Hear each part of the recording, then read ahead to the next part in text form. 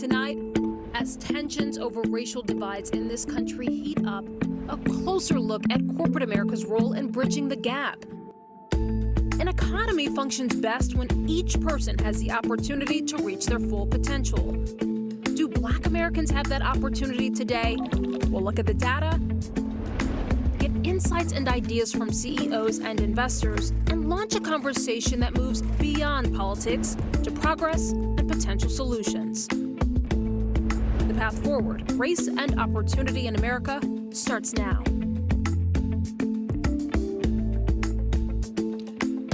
Good evening and welcome. I'm John Fort, along with Andrew Ross Sorkin. 3 months ago, racial disparities came into the spotlight in the wake of George Floyd's untimely death. It's not a news story, but a new light shined on the issue. People across the country and the world spoke out. And tonight, we want to look at the role of business and the impact of racial disparities on the economy. We're also going to hear ideas about how to make progress. It's meant to advance a conversation, the type of conversation happening in boardrooms and at dinner tables across the country. Andrew, there's so much to talk about here, and it's the sort of thing that America really has trouble talking about.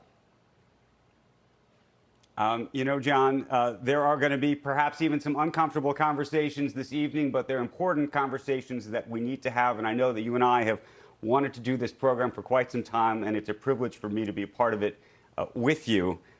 You know, I've been lucky enough to be part of a number of important conversations, but this may be the most important, and I really do hope that we are at an inflection point. We're going to talk about all of it throughout this evening, and we have so many voices lined up, John, to join in this conversation with us. Ursula Burns is going to be with us. John Rogers is going to be with us. Rosalind Brewer is going to be with us. Dick Parsons will be here. Lloyd Pierce of the Atlanta Hawks. Dr. Tony Coles. And you, the viewer, will be able to join this conversation too right after the show when we're going to do a live Q&A on LinkedIn. But before all of that, we want to start with a little bit more on why we are here. And tonight, Ilan Mui has a closer look on some data on Black workers and leaders in corporate America. There's a growing belief that the moral and social arguments for a more inclusive America should be an economic one as well. According to McKinsey, the racial wealth gap will cost the U.S. economy between $1 and $1.5 trillion in lost consumption and investment over the course of a decade. Whether it be disproportionate health incomes, disproportionate outcomes with respect to educational attainment and quality of education, and even criminal justice outcomes linked to some of the economic underpinnings that have challenged the Black community for quite some time. While unemployment for Black workers hit historic lows and college graduation rates more than doubled over the last generation, Black workers still make up just 9.6% of management, despite being 12.6% of the labor force. There are only 4 Black CEOs in the Fortune 500 right now. Over the past 2 decades, there have been less than 20 altogether. And more than a third of S&P 500 companies did not have any Black members on their boards of directors last year. When you have structural barriers that prevent people from participating fully in the economy, that's going to reduce the amount of employment we have, which is going to reduce the size of our economy, the vibrancy of our economy, and the ability of people to innovate and contribute fully. Perhaps most troubling is research that shows when Black households do move up the economic ladder, their children are more likely to fall back down. I'm Ilan Mui for CNBC Business News, Washington. Thanks, Ilan. Now, these data points show outcomes, but an important question looms behind these numbers that show the reality for Black Americans. Do they also reflect unequal access to opportunity? And if so, what roles do families, government, and companies have in addressing that? Let's bring in Mehrsa Baradaran, author of The Color of Money, Black Banks and the Racial Wealth Gap. Mehrsa, great to have you. Thank you so much for having me. So it's one thing to have unequal outcomes. Sometimes that's going to happen. Talent isn't equal. Hard work isn't equal. My question is about opportunity. Are there elements here that have held Black Americans back from having the opportunity to succeed? Absolutely. So you're absolutely right to point to opportunity. It's not, no one's saying that everyone's going to be, the same level of, education and income and all of that stuff. But when we're talking about the racial wealth gap, when we're talking about wealth, we're also talking about where do you grow up? What kind of schools do you go to? Because the way that we have had these historic patterns of segregation means that our schools are funded through property taxes. And the way that the suburbs became white and the certain disinvestment happened in Black communities also means that the zip code that you're born into determines more about your life outcome than practically any other indicator that you can look at. So more than education, more than what income you have, it is about where were you born, and this is all coded in a distinct racial way because of these historic patterns. Well, I know that there are historic patterns, but there's also the ability to make change, to move. I was looking at some interesting studies from the National Bureau of Economic Research suggesting, after looking at a situation, running a study in Seattle, people are actually more likely to move into a neighborhood that has better outcomes, where kids who grow up there are shown to have higher salaries in the future if they're given the right types of assistance, not more assistance than they're already getting, but the right type. And if some of those types of barriers to their background, credit history can be helped along. Are there any data points or research that you found that point to solutions to this? Absolutely. There's actually a lot of research showing that even within one generation, when kids move to a family, and we're not talking about, the race isn't the factor here. It's the resources for the school and the funding for, the parks and the structures that are around. Is your neighborhood over policed, or is your neighborhood one where you can be part of the Little League and have a school that has, the resources that you need to just get educated, and the college counselors where you can, go to college, or otherwise the training that you need. And so these things are all very distinctly racially coded. And so when you have tons of research, the moving to opportunity research out of Harvard and the one that you just mentioned in Seattle, where within very short, couple decades, you have vastly different outcomes. And you have these natural experiments where some people were able to move into a better community and some not. And I want to be clear here is this is a problem. When we talk about the problem with, Black America, what we're actually talking about is a problem with the white suburbs blocking these communities from coming into their area. So this is not a problem created by Black Americans. This is a problem created by exclusionary zoning, by racial covenants, by redlining, by people who wanted to maintain for years and years and years their racially, quote, homogenous neighborhoods, which meant essentially all white. And this is about property values, this is about schools, and this is about exclusion. And so that is the legacy that we're dealing with right now. Marcia, at the top of the conversation, I said that I hope that this was a tipping point, an inflection point in the conversation. And I wonder whether you think it really is, because oftentimes there have been tragic moments throughout our history, even recent history, where people talked about them as being tipping points. But in fact, I think we look back and say they weren't.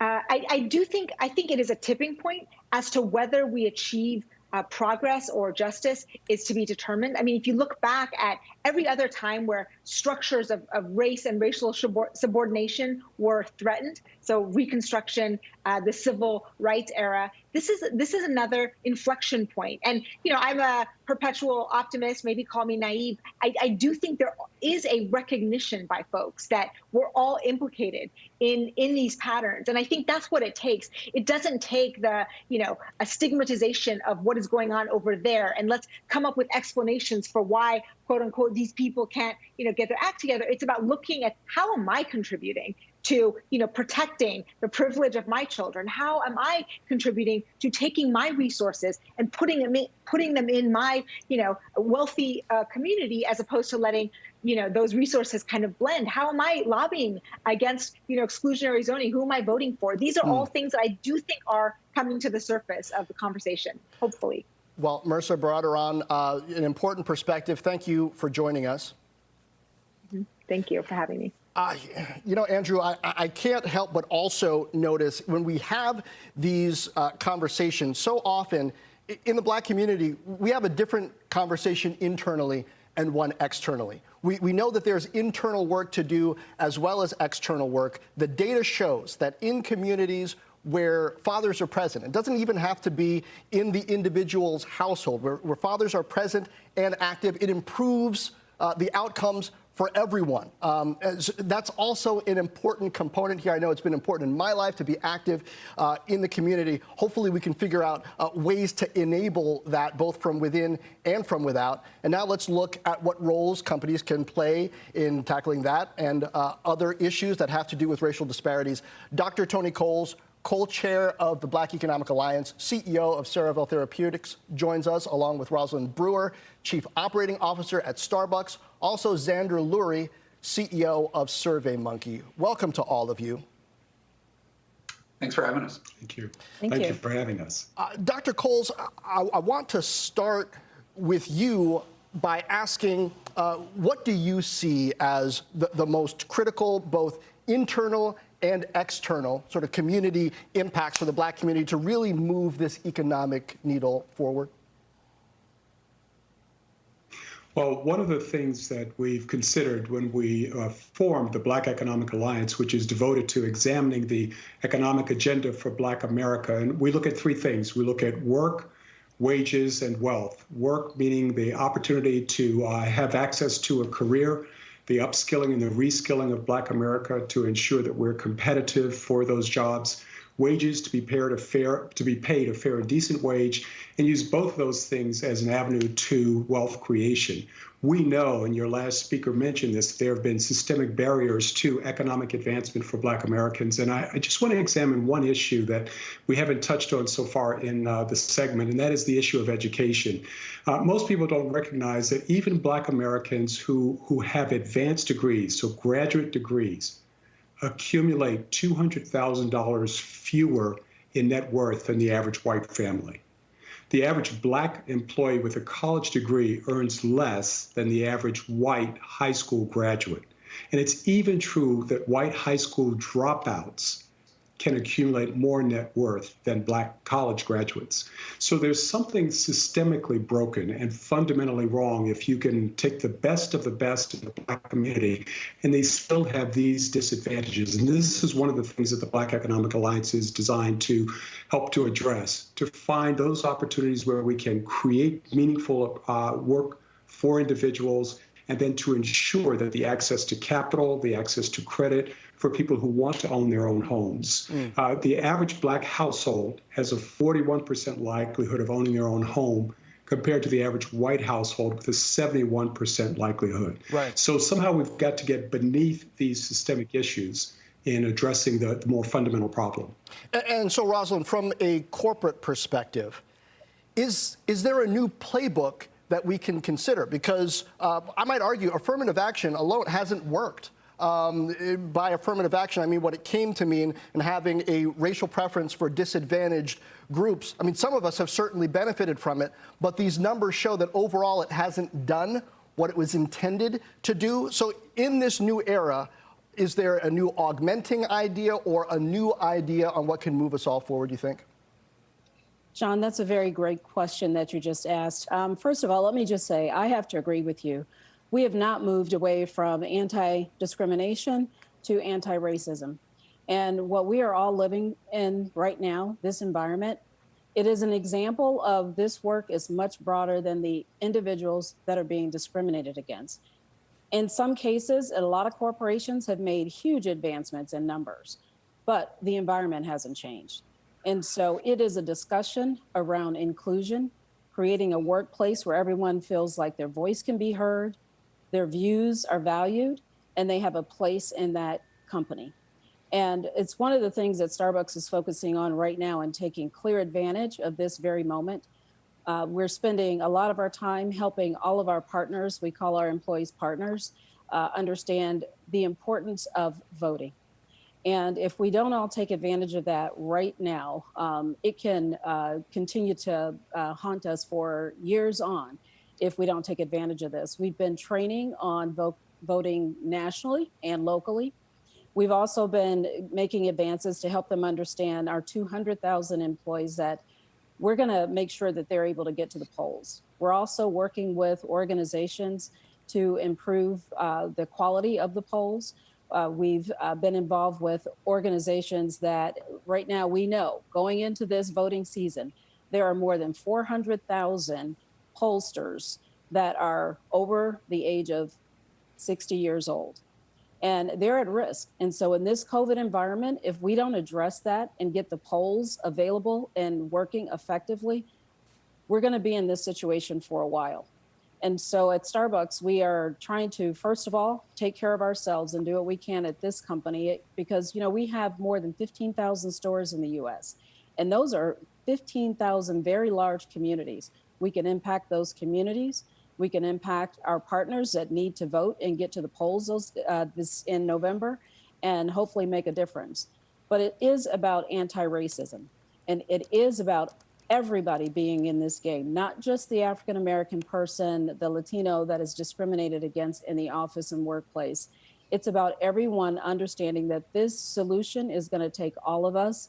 And so for our white allies and for any other party that wants to jump in this game, the time is now.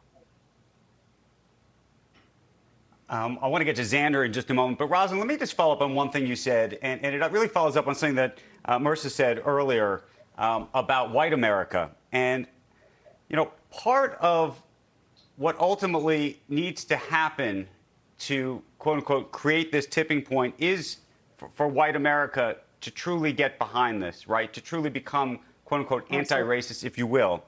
But my question to you is, how do you think you have that conversation with white America? How do you persuade white America, dare I say, that it's in their interest, not just moral interests, but in their economic interests? Because in some cases, this is going to be about their own personal interest. Absolutely. How do you go about that conversation?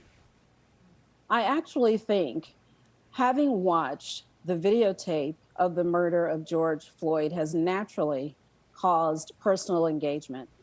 And I think just having those discussions with white allies in the workplace have made all the difference. Having very courageous conversations and engaging consistently with everyone in the workplace around why this is important and what it feels like to see that happen again and again. Mm-hmm. And I think that it is in the minds of so many people that we're seeing some natural progression.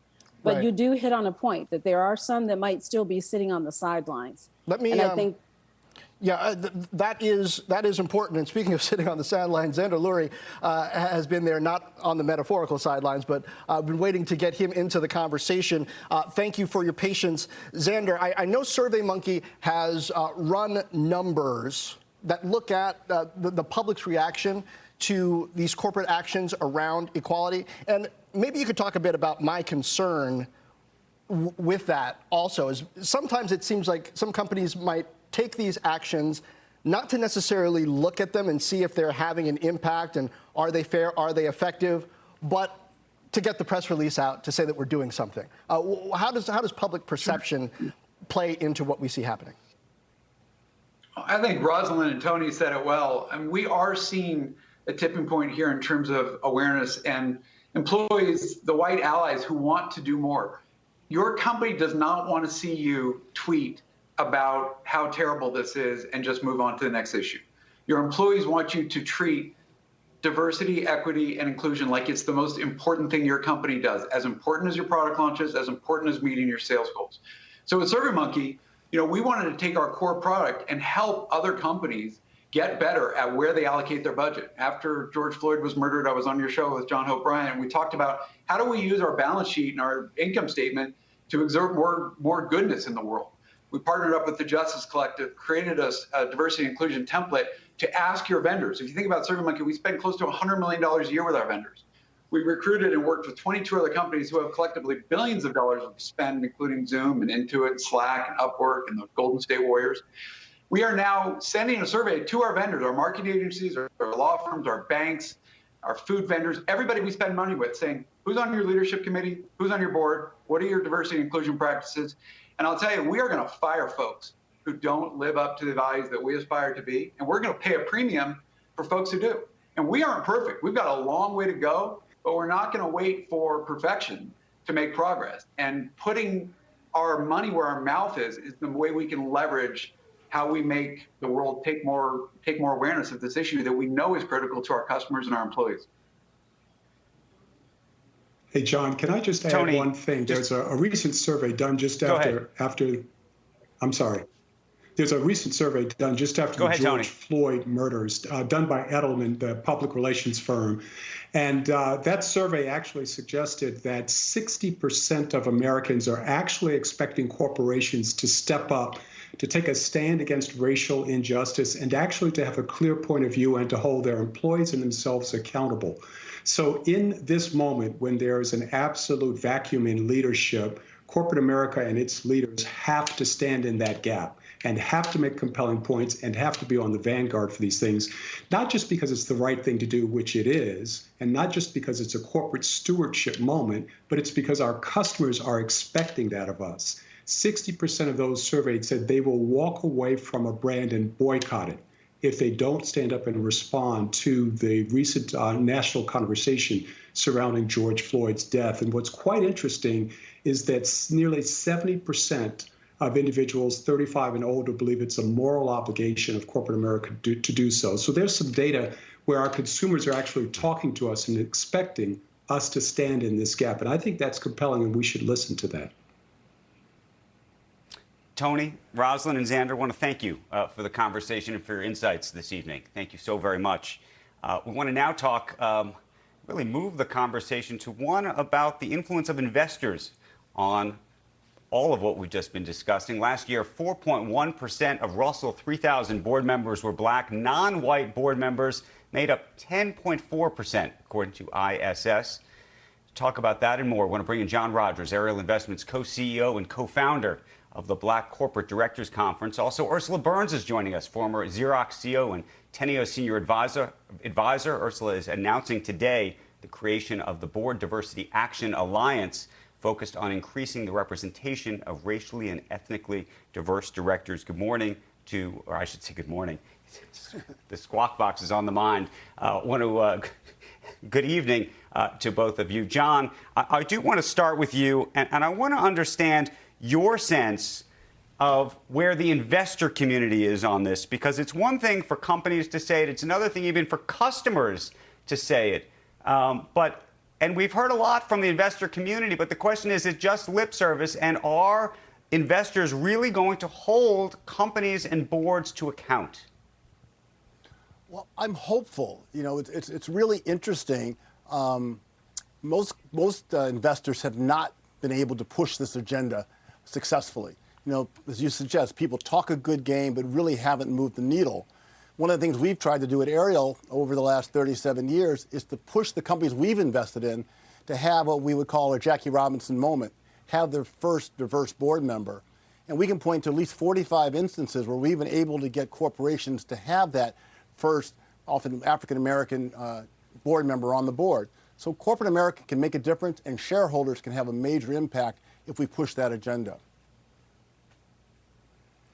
Hey, Ursula, one of the things you often hear is pipeline, pipeline, pipeline. There's not enough people in the pipeline in the black community to fill it. Do you believe that?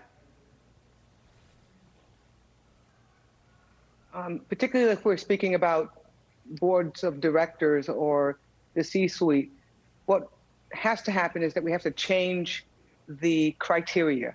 The criteria has been structured in such a way that you will not find a broad set of diverse candidates. For example, most board searches ask for sitting or past CEOs. And if you do that as a criteria, you can probably count on two hands the number of candidates that you'll get that are diverse, black or Latino, black or brown. So, but we also know that there are many, many board seats that are filled by people who are not past CEOs. We know that there's a lot of talent there that is needed on a board that's not, can be delivered by people other than past CEOs.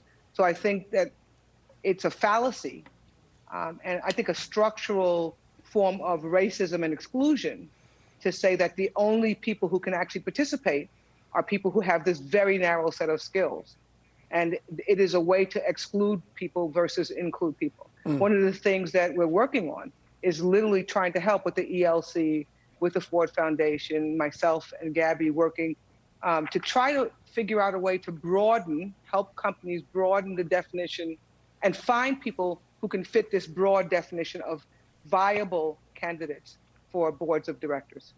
Ursula, that makes a lot of sense, because what it takes to give good advice and be a good board member isn't solely locked into having been a CEO. But I wonder what you think about the moves in places like California to mandate a certain percentage of diverse board members.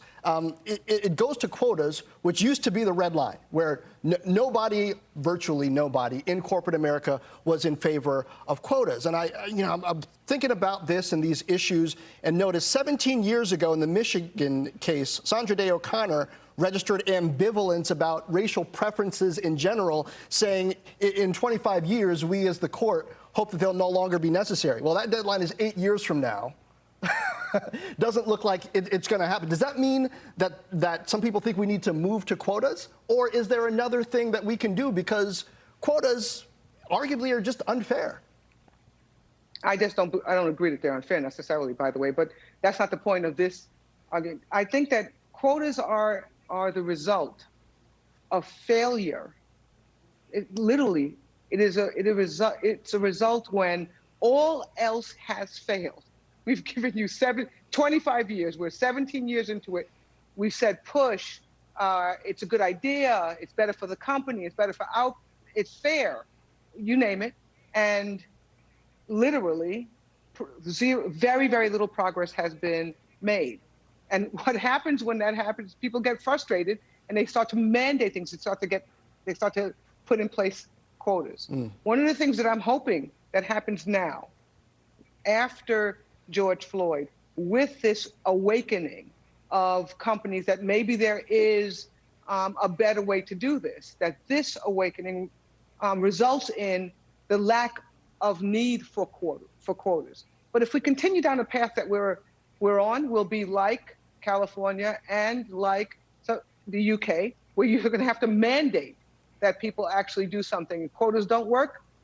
Yeah, they seem to be working now in Europe, and they seem to be working now in California. I hope we don't have to get there, but it is a clear indication that you haven't been able to manage yourself. That's the way I interpret it. So when you haven't been able to manage yourself, we'll manage for you. John, before we go, I want you to react to this. Warren Buffett, the great oracle of Omaha, wrote in his annual meeting for shareholders in the proxy statement the following, and I just want to get your take on it. Maybe Ursula can weigh in as well. Berkshire does not have a policy regarding the consideration of diversity in identifying nominees for director. In identifying director nominees, the governance committee does not seek diversity, however defined. He underscores it there. Instead, as previously discussed, the governance committee looks for individuals who have a very high integrity, business savvy, an owner-oriented attitude, and a deep, genuine interest in the company. Warren Buffett, of course, one of the great role models for so many entrepreneurs and business leaders around the country. John, what do you make of that statement? Well, as you know, I have a lot of respect for Warren. Go to the annual meeting every year. He's been a role model for me and a mentor for me. And I know he's also a huge baseball fan. And I always go back to what Reverend Jackson always talks about. Baseball became a better sport once Jackie Robinson started to play, and then Hank Aaron, Willie Mays, and our own Ernie Banks here in Chicago. If you go out and search for talent everywhere, there are extraordinarily talented African-American people that are out there who can do a great job, be a great leader in the boardroom. They've got all the talent to do so, but they often don't have the network. You know, they didn't grow up in the same communities. They often didn't go to the same schools or part of the same country clubs, and didn't have that opportunity to build the relationships to get those boards open for them. So companies are stronger when they have diverse talent. And we've got to leave that there. Thank you so much for joining us, Ursula Burns and John Rogers.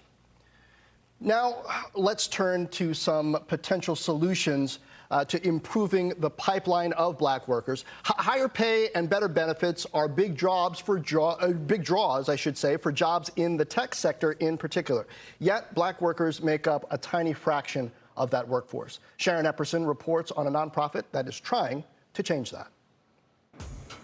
Working in tech wasn't on Jossie Julian's radar when he was in high school. It was a totally foreign concept to me. Through AllStar Code, really, I was really able to open my eyes to the power that tech had. AllStar Code, a nonprofit educational organization, aims to get Black and Latino young men interested in tech by teaching them computer science. I just found it like super empowering to be able to take something from concept to a technically executed project. Empowerment is the goal, since the most recent U.S. employment data shows Blacks and Latinos make up less than 15% of computer and information technology managers. Providing access, providing an exposure, providing skills into the tech sector at the high school age is incredibly important. Danny Rojas is executive director of AllStar Code, which went virtual this summer with 152 students. Mentoring innovative entrepreneurs is part of its mission. We not only need to be consumers of technology, but we need to be creators of technology. Having some coding skills is sort of like being dressed for success. One of the few black tech CEOs in the country, Rocket Lawyers Charlie Moore, says these programs provide an on-ramp for many careers. There's so many careers that are available now for somebody who is a computer scientist. That on-ramp can make you better as a lawyer or as a physician or medical researcher. You name it, you can be better if you've taken some computer science, if you've learned to code. Thanks to this coding academy and its corporate sponsors, at 21, Jossie Julian is a Google software engineer. The big takeaway there is that it's not really something that companies should be like opting into because of like a political trend or something like that. A company should really feel a sense of responsibility to bridge the gap. Coding academies for girls were already well established when founder Christina Lewis launched AllStar Code in 2013. She wanted to fill a void for young black men and also to fulfill her father's legacy. Her father, Reginald Lewis, was the first black man to build a billion-dollar business in the U.S. John? Wow. Thanks, Sharon. Great insights in there. Sure. I'm going to continue to talk pipeline. A little more than 20 years ago, I moved out to Silicon Valley to seek my fortune, a cub tech reporter for the local newspaper. It was my second job out of school. There at church in Silicon Valley, I met a group of about a dozen young, ambitious, upwardly mobile black professionals, most of whom had been friends since college at Santa Clara University. We hung out a lot on weekends. One of those guys was a great basketball player in college, figuring out how he would parlay that into a career. Well, he has figured it out. Lloyd Pierce joins us now, the head coach of the NBA's Atlanta Hawks. LP, thanks for being with us. Thanks for having me on, John. How you doing? I am doing well. I'm really thrilled to add you to this conversation because you are one of 5 head coaches in the NBA right now, if I've got that right. And there should be no shortage of talent. Pipeline-wise, 80% of the players in the NBA are black. So what do you think is a challenge, even in an organization that has a diverse workforce, on really building that pipeline into leadership? Well, I think in professional sports, I think you have to take into consideration that there's always a revolving door. It's part of the nature of the business. Coaches get fired often. There's lots of movement. However, you mentioned that there's 80%, anywhere between 70 and 80% of our players are African American, and yet out of the 30 jobs, there are only 5 currently being held as head coaches by black coaches. So, I think that's a question that's always brought up, and trying to figure out how do we increase the access and opportunity for black coaches to be in this position is one of the greater challenges. There is no structure, there is no system in place to really advance. Well, tell me about the moves that you made that helped you get to the position where you are now. You're known for developing players. I know, like in the offseason, you would work with LeBron James, with Steph Curry on their game. Is it the things that you did perhaps beyond the expected that allowed you to sort of elevate yourself to that position? Well, I think you have to look at the NBA and its hiring practice and say there's 30 different organizations that all work independently of each other when they're trying to fill out their leadership. And so each job has a different challenge, a different situation. And for me, I grew up in the NBA basically in player development. I was a player development coordinator for 2 years in Cleveland, had to learn the video course, understand the league, the connectivity with the players. And that became really what I was known for, was that ability to connect and enhance and help players get better on the court. And then I was moved into some coordinator type positions with Memphis, with Cleveland, with Philadelphia, which allowed me the opportunity to get a head coaching job. But that's here in Atlanta, that's what they were looking for when they hired me, someone that had that relationship ability, someone that had an extreme background in player development, but also empowered in the coordinator positions. But every job is so different, it's hard to lay out the exact pathway for the next coach. And I see a connection here between your story in development and something that I see in the data in general about how important black role models, black male role models are in bolstering the whole community and the outcomes economically for black men. Do you think there's a benefit in particular in companies, you've got experience in the NBA, making space for black employees, for black leaders to be role models in the community? Well, I think black representation as a whole is extremely important right now. Here I am on your show on CNBC. You guys spend most of your time speaking about business and investments and things of that nature. And I'm a basketball coach. And I think for anyone that's watching this, or for anyone that sees me on CNBC right now, can parallel the two. Here's a black coach that's also able to be on a business and market and investment site and speak about representation. We need to see more black leaders. We need to see more black coaches. We need to see more black financial advisors, whatever the case may be, because we are the example. It's hard I didn't grow up seeing a lot of black coaches, so I never really thought about being a coach. And when the opportunity came, then I was naturally able to just move forward.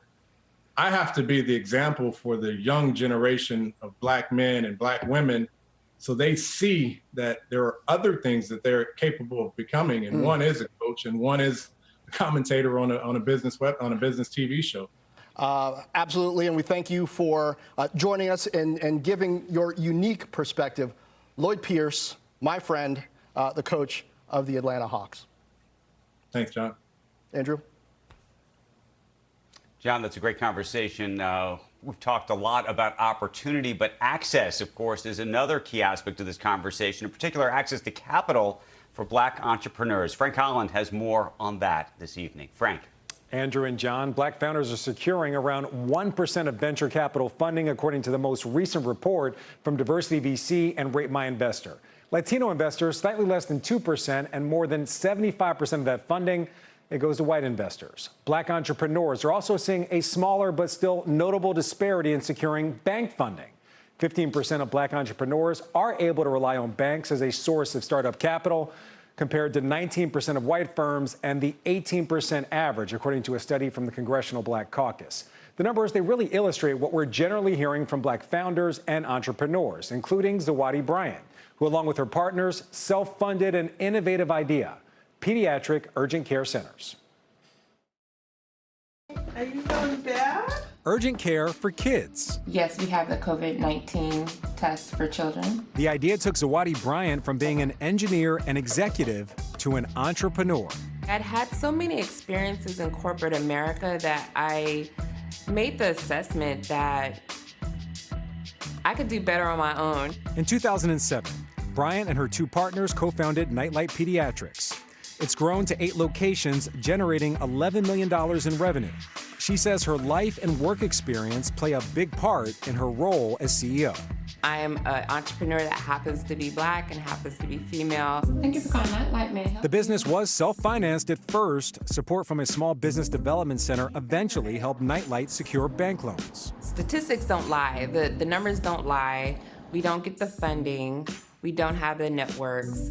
But all of that aside, there's just too much opportunity out there for you not to take advantage of. And Bryant did that, learning more from the corporate world through Goldman Sachs and Ernst & Young programs, helping small business owners and women. Those programs were invaluable to just the growth of me as an entrepreneur, as a CEO, as a community builder. I can't say enough about participating in those programs that are going to invest in you. It also exposed Bryant to new avenues of funding. I wish, in 2007, we had known about private equity. We probably would have partnered with someone to grow our business a lot faster than what we were able to do with bank loans. Now that I have that wealth of knowledge, we're looking at alternative ways of raising capital to build our business and to grow it at a faster pace. Frank, thank you for that report. Right now, I want to bring in Bill Bynum. He's the president of Hope Community Credit Union. Monique Woodward, founder of Cake Ventures. Good evening to both of you. I want to talk about solutions, if we can, and try to understand how we can change this paradigm, Bill, that just seems or has thus far been so unchangeable. If there's one thing you could do to get more capital into these communities, what would you do? I would hold the banking system more accountable.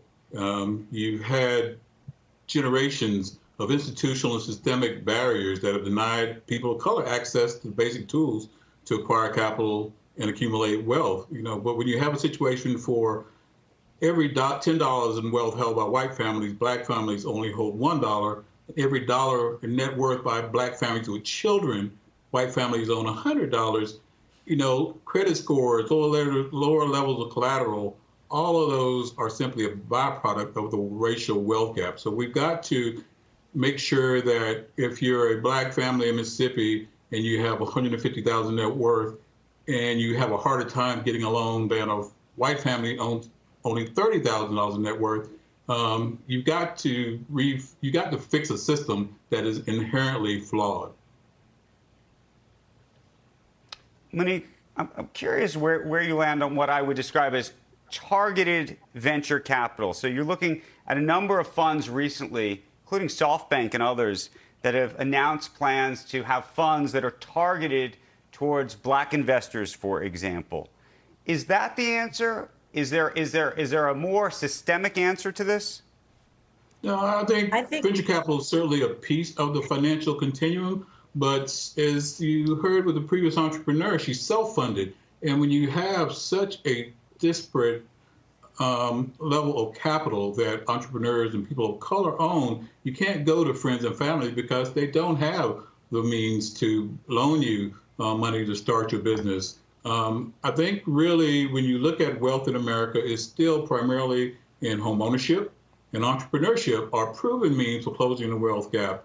Again, unfortunately, people of color have never been adequately served by the traditional finance system, and most are exploited by predatory lenders who preys on society's most vulnerable. You've got 1% of SBA loans, which is the primary government tool for closing the gap for entrepreneurs that goes to black entrepreneurs in Arkansas compared to a 15% population of black residents. 3% of SBA loans across the country go to black entrepreneurs. These are systemic institutionalized barriers that we've got to look at how we take the existing tools like SBA, like the Consumer Finance Protection Bureau, like the Treasury Department, and make sure that they are intentional about directing resources toward entrepreneurs of color, women, like the entrepreneur we saw before. 45% of black women who apply for a small business loan in Arkansas were denied, compared to 11% of white women.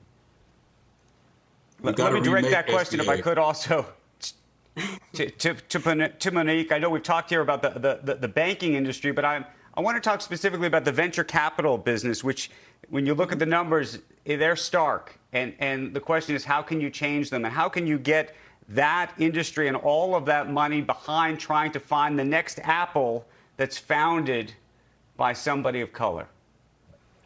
The numbers are stark, but I do believe that, in order to make a change in who gets funded and who gets access to capital, you really have to start with limited partners. And limited partners are the entities that invest in venture capital funds, their public pension funds and their university endowments and individual investors and insurance companies. And, my father was a firefighter, And often firefighters and teachers are the people whose money is being invested into some of these very large venture capital firms. But, you know, if their daughter or their son who is Black or Hispanic goes into those offices and for investment, they are often not getting investment. So I think limited partners is where it starts, is where the pulley and lever is to impact who gets funded and who gets access to capital. You know, out of the Me Too movement, you saw a lot of very large venture capital firms hiring their first female investors. But you haven't seen that same thing happen when it comes to Black or Latinx investors. Monica, you haven't seen that same.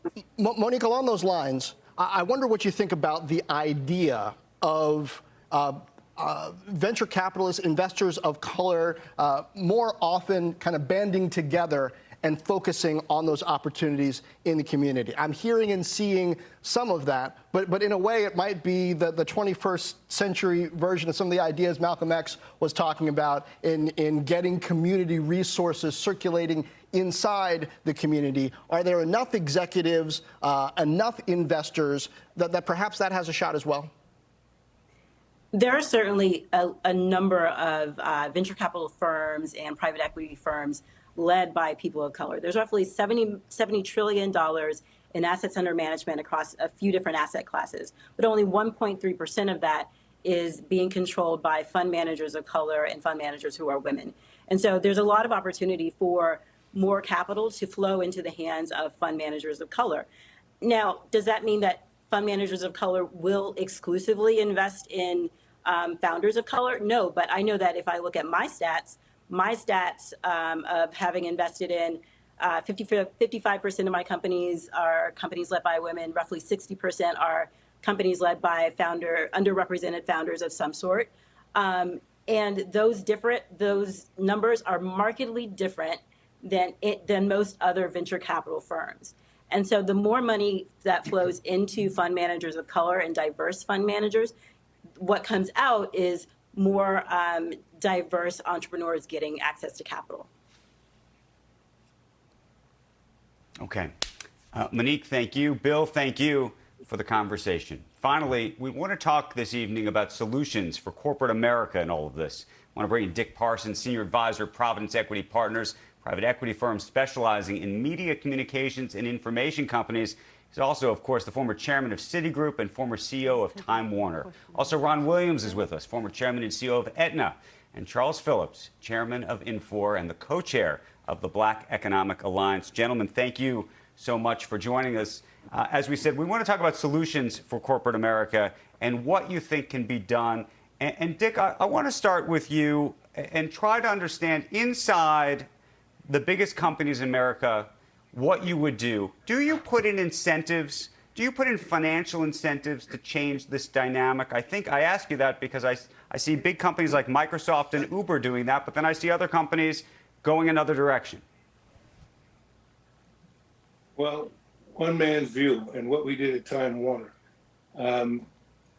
I considered myself sort of an old school manager, and I know that the guys I worked with, their thing was hitting their budget every year. You know, whatever it took, we hit our budget. So rather than put incentives in per se, you have to make diversity objectives and metrics a part of that process. Now, first of all, you have to establish them. Good intentions aren't enough. You have to sort of say, here's where we are, here's where we want to be. Now you go figure out how we're going to get there.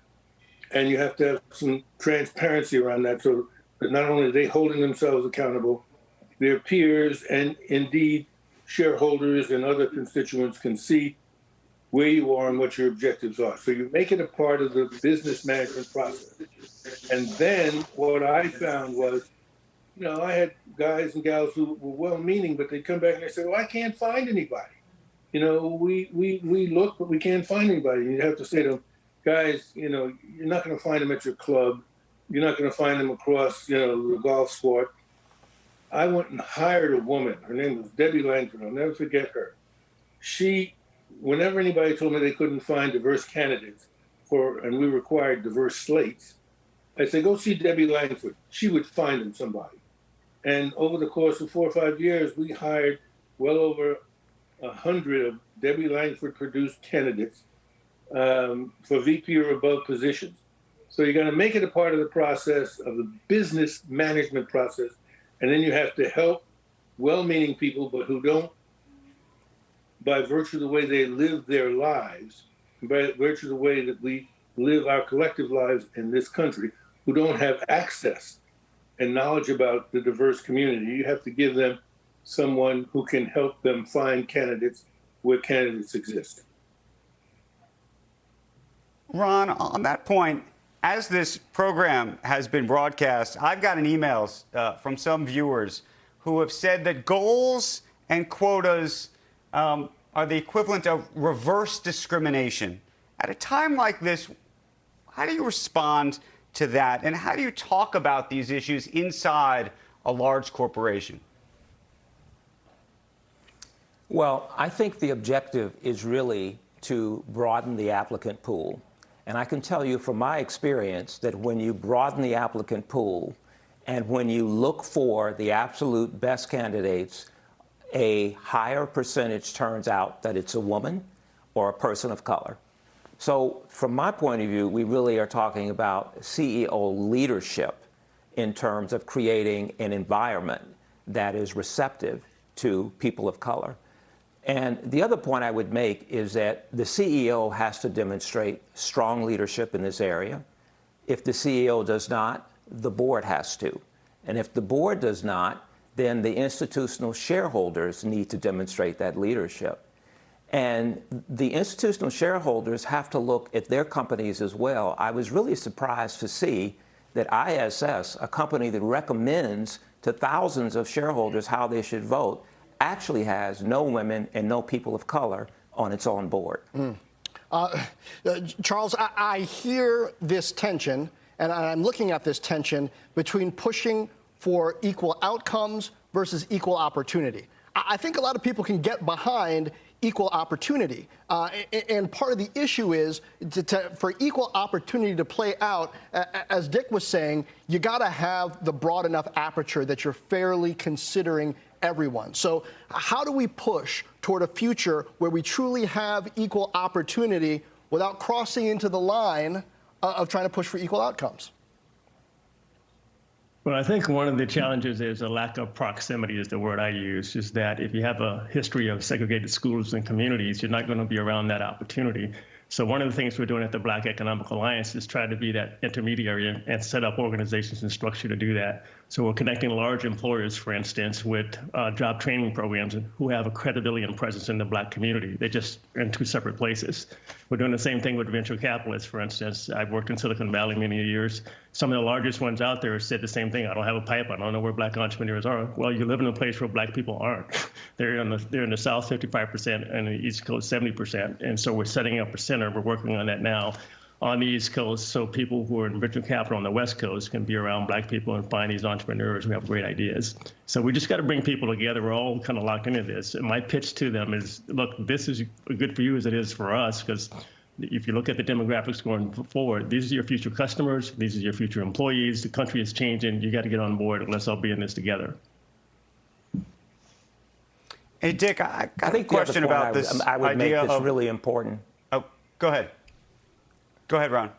Yeah, the other point I would make is it really, the company has to have a very disciplined performance management process.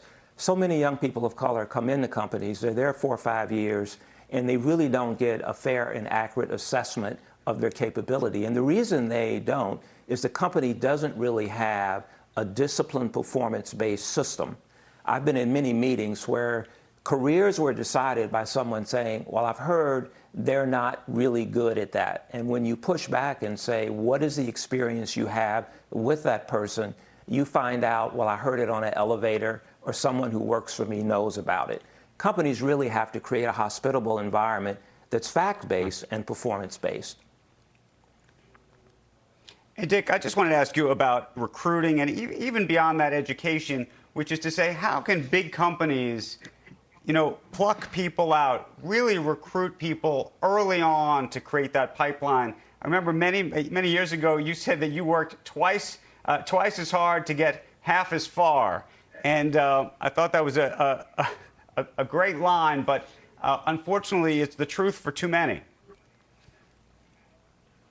Well, if you ask me what has changed from the time that myself or Ron got started, or even Chuck's a little younger than Ron and myself, but when we got started, there was not an emphasis on recruiting minority candidates. There is today. There is today. And so I think you just have to make it intentional.